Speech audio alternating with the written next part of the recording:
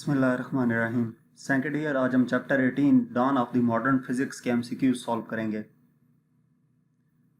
First MCQs है triplets A and B board ships and head away from earth is in opposite direction each travelling the same distance at the same speed before returning to earth. Triplet C remains on earth. Which expression describes the triplets' relative ages once they are reunited on Earth? कि triplets ए और B और जो space ships हैं वो अर्थ से दूर जा रही है ऑपोजिट डायरेक्शन में, each travelling the same distance at the same speed before returning to earth. ये जो दोनों ए और बी स्पेस शिप्स हैं ये ऑपोजिट डायरेक्शन में मूव कर रही हैं अर्थ से और सेम स्पीड के साथ, डिस्टेंस भी सेम कवर करती हैं। Triplet C remains on the earth, A और बी अर्थ से मूव कर गई थी जबकि सी जो है वो अर्थ पे ही रहती है। Which expression describes the triplets relative ages once they are reunited on the earth. जब ये तीनों अर्थ पे दोबारा मिलती हैं तो इनमें से कौन सी जो इक्वेशन है वो इनको एक्सप्रेस करती है। तो एक बात तो तय है कि ए और बी दोनों अर्थ से बाहर चली गई थी, दोनों की स्पीड सेम थी और दोनों ने इक्वल डिस्टेंस कवर किया था, सेम डिस्टेंस कवर किया था। इसका मतलब है ए इक्वल होगा बी के, तो ए इक्वल बी हमारे पास बी में आ रहा है, सी में आ रहा है और डी में आ रहा है। या तो लेस देन हो सकती है या फिर ग्रेटर देन हो सकती है, इक्वल नहीं हो सकती क्योंकि सी अर्थ पे ही रही, उसने कोई डिस्टेंस मूव नहीं किया, उसने कोई स्पीड नहीं ली। ठीक है, तो अब बी या सी में से कौन सा ऑप्शन होगा? तो इसमें से सी ऑप्शन इसलिए होगा कि जो इसने इसमें ये कहा था कि which expression describes the triplets relative ages on their reunited on the earth. जो ए और बी हैं वो दोनों अर्थ से मूव कर गई थी स्पेसशिप्स, वो जब वापस आएंगी तो उनकी जो एज है वो कम होगी सी की निस्बत। ये सी ऑप्शन ठीक होगा। नेक्स्ट हमारे पास सेकंड एमसीक्यूज है If a spaceship travels from Earth to a planet in the Alpha Centauri star system, which observer measures the proper time for the trip? एक स्पेसशिप है जो अर्थ से travel करती है एक planet Alpha Centauri star system की तरफ, कौन सा ऑब्जर्वर मेजर करेगा प्रॉपर टाइम ट्रिप के लिए? तो वो ऑब्जर्वर जो कि अल्फा सेंचुरी स्टार सिस्टम के प्लैनेट पर होगा वो इसको बेहतर तौर पर मेजर कर सकेगा। तो इसका बी ऑप्शन ठीक होगा। नेक्स्ट हमारे पास थर्ड एमसीक्यूज है when you compress a spring between your fingers its mass. जब हम एक स्प्रिंग को कंप्रेस करते हैं अपने हाथों में तो इसका मास क्या करेगा? वर्क, इसका मास इंक्रीज हो जाएगा। इसकी रीजन क्या है? Work is done by the hands on the spring to compress it and increase its potential energy. जब वर्क डन होता है हम हाथों की मदद से स्प्रिंग प्ले करते हैं तो वो उसको कंप्रेस कर देता है जिससे उसकी पोटेंशियल एनर्जी इंक्रीज कर जाती है and hence the mass of the spring is also increased. तो पोटेंशियल एनर्जी इंक्रीज करेगी जिसकी वजह से उसका मास भी इंक्रीज कर जाएगा। फोर्थ एमसीक्यूज है by doubling the absolute temperature of black body the total energy radiated will change by a factor of। अगर हम एब्सोल्यूट टेम्परेचर ब्लैक बॉडी का डबल कर दें तो जो टोटल एनर्जी रेडिएटेड होगी वो क्या हो जाएगी? 16 आंसर आएगा। ये क्यों आएगा कि हमारे पास इक्वेशन होती है I इक्वल टू के टी पावर 4, तो I प्राइम इक्वल आ जाएगा के टी प्राइम की पावर 4। अब टी प्राइम में उसने क्या कहा था कि उसको डबल कर दें, डबलिंग द एब्सोल्यूट टेम्परेचर, तो टी प्राइम की जगह पर हम 2t पुट कर देंगे। इसको सिंप्लीफाई करते हैं तो आई प्राइम इक्वल आ जाता है के 2 पावर 4 T4, यानी कि 2 पावर 4 को हम पहले ले जाएं तो के टी पावर 4 आ जाएगा। के टी पावर 4 ये हमारे पास आई के इक्वल था तो ये आ जाएगा 16 आई, इसका मतलब है ये 16 टाइम्स हो जाएगी, तो डी ऑप्शन ठीक आएगा। इसके बाद नेक्स्ट एमसीक्यूज है According to Einstein, increasing the brightness of a beam of light without changing its color will increase number of photons increase हो जाएंगे। आइंस्टाइन के मुताबिक अगर हम ब्राइटनेस किसी बीम ऑफ लाइट की इंक्रीज कर दें उसका कलर चेंज किए बगैर तो उसमें नंबर ऑफ फोटॉन्स इंक्रीज कर जाते हैं क्योंकि लाइट बेसिकली फोटॉन्स ही होते हैं। इस वजह से जो नंबर ऑफ फोटॉन्स है वो इंक्रीज कर जाएंगे। 6 MCQs है। Sources of red, blue and yellow light each emit light with a power of 50 milliwatt. Red, blue और येलो लाइट जो हैं वो लाइट एमिट करती हैं 50 मिलीवाट की पावर से।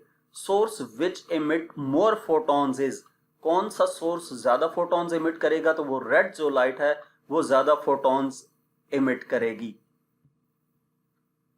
क्योंकि हमारे पास जो इक्वेशन है E इक्वल टू NHF होती है, यहां से N इक्वल आ जाएगा E ओवर HF। H तो F जो है C ओवर लैम्डा की इक्वल होता है, तो E divided by HC over lambda आ जाएगा। यहां से N इक्वल आ जाता है लैम्डा E ओवर HC। अब इसमें E, H और C ये तीनों कांस्टेंट हैं, तो N इक्वल आ जाता है लैम्डा यानी कि इनटू कांस्टेंट यानी कि N प्रोपोर्शनल टू लैम्डा। अब ये किस चीज पे डिपेंड कर रही है? वेवलेंथ पे, where N is number of the photons and lambda is the wavelength. As the wavelength of the red light is greater than number of photons in the red light will also be greater. जो wavelength होती है red, blue और yellow में से वो red light की ज्यादा होती है, इस वजह से यहाँ पे जो रेड है वो ज्यादा फोटॉन्स एमिट करेगा। 7 MCQs है। Of the following energies for photons, which is the least energy that could result in photoelectron production if the work function is 3 electron volt?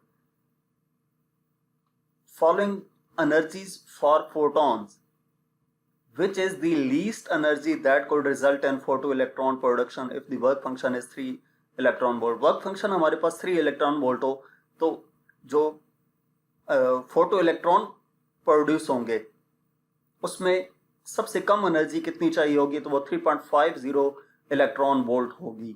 हमारे पास फार्मूला होता है E equal to 5 plus KEC।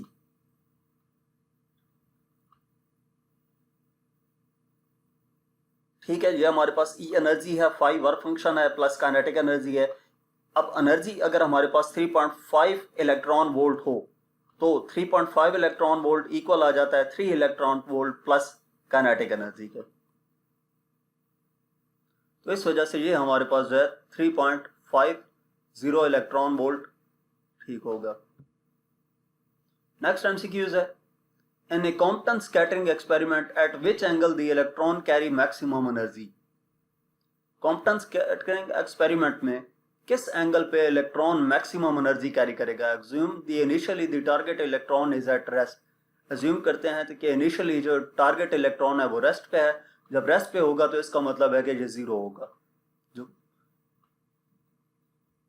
जिस angle पे electron maximum energy carry करेंगे तो वो basically जब rest पे है इनिशियली तो वो हमारे पास जो होगा मैक्सिमम एनर्जी जिस एंगल पे चाहिए होगी वो 0 डिग्री होगा। नेक्स्ट एमसीक्यूज है। If X rays are scattered from protons instead of electrons, change in its wavelength for a given angle of scattering. X rays अगर स्कैटर करते हैं फोटॉन्स से इलेक्ट्रॉन्स की निस्बत, तो जो वेवलेंथ में चेंज आएगा गिवन एंगल पे वो इंक्रीज होगा।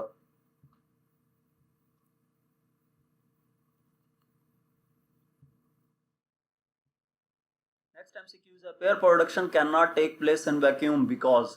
पेयर प्रोडक्शन वैक्यूम में नहीं हो सकती। उसकी रीजन ये है कि वैक्यूम में जो मोमेंटम है वो कंजर्व नहीं रहता।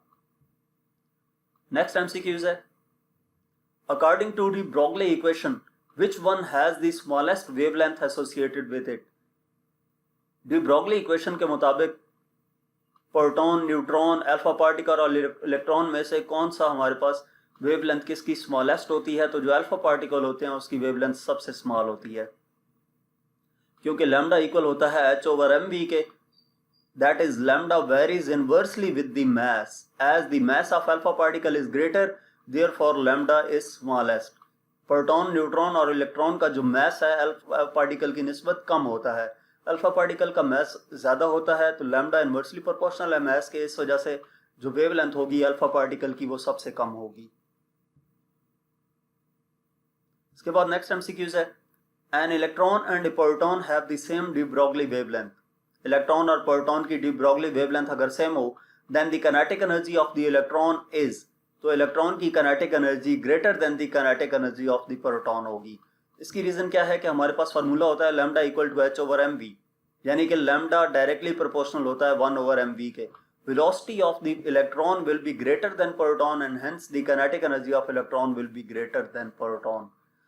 अब ये इनवर्सली प्रोपोर्शनल आ रहा है वेलोसिटी के, तो इसका मतलब ये है कि इलेक्ट्रॉन की जो वेलोसिटी होती है वो ज़्यादा होती है प्रोटॉन की निस्बत, तो इस वजह से जो काइनेटिक एनर्जी है इलेक्ट्रॉन की वो भी प्रोटॉन की निस्बत ज़्यादा होगी।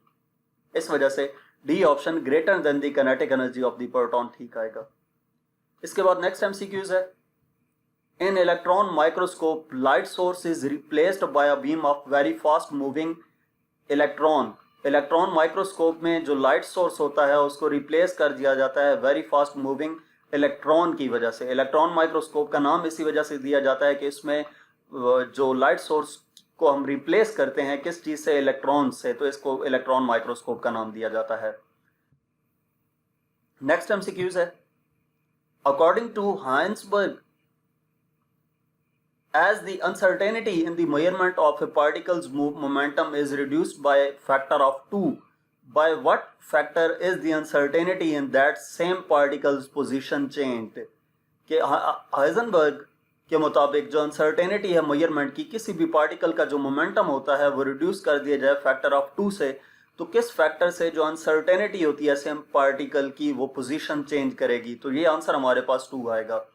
अगर उसको 2 रिड्यूस कर देते हैं 2 फैक्टर से, तो वो जो पोजीशन चेंज होगी वो भी हमारे पास factor uncertainty in the same particle position change वो भी 2 आएगा। यहाँ तक इस चैप्टर के मल्टीपल चॉइस क्वेश्चंस थे।